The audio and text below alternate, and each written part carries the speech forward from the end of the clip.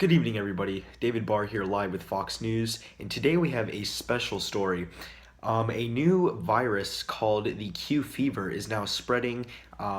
It seems to be known as a virus that's passed on from animals, especially placental tissue that's shedded through birth and birth fluids, and it's an airborne illness. It's very infectious, and there's been a case here in Jacksonville this evening, and we have sent our best reporter, Criss, on the site. What's going on, Criss? Oh, thanks, David. I'm out here in where there's been a few reported cases of Q fever off of University and Beach, and here I'm about to interview one of the cases. Excuse me, sir. What is your name? Brett. Oh, nice to meet you, Brett. So you're one of the few people who've got caught Q fever. What were you doing before you caught it? So, I went to visit my grandfather at his farm. That day I helped him out with taking care of the animals. Mm-hmm. And when did you start feeling that you had problems, like symptoms? When did you start feeling those? About a week later, I woke up in the middle of the night, I had a headache, I think I had a fever, my muscles were aching, I had a dry cough. Mm-hmm. And when did you try to receive treatment for this? And when were you diagnosed for it? In the morning when the doctors opened up, I went and saw the doctor. He prescribed me a medicine. I'm not exactly sure the name of it, but for how long? This medicine?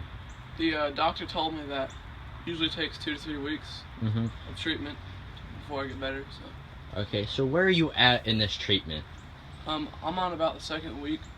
So the doctor said I had about a week left. So Okay, that's good, that's good. Well, thank you, Brett, for letting me interview you're welcome. about this. And back to you, David, in the studio. Thank you, Criss. As you can tell, that kid is in a lot of pain, with the myalgia in the middle of the night, dry coughing. I can't even imagine. But he will continue treatment for another week, and it is now released. The CDC has announced that this is a ongoing epidemic in the Jacksonville area.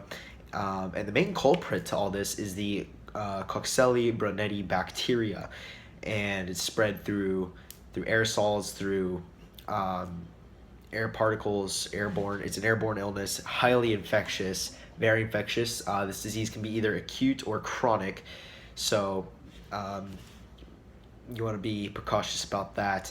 And it is been released, it has been said by the CDC to avoid livestock, to stay away from the central business district of Jacksonville, to stay on the peripheral of the city, to make sure that you are not breathing in any of that air from downtown. Make sure that you are far from any kind of livestock, because if it's Jacksonville, that means it probably came from an animal on a farm, somewhere on the countryside of Jacksonville. So we want to stay away from the central area where it is an epidemic, and you want to stay away from the countryside where there is just a cesspool of the Coxsackie brunetti bacteria. So that's all for tonight's story. We'll see you tomorrow at 10. Good night.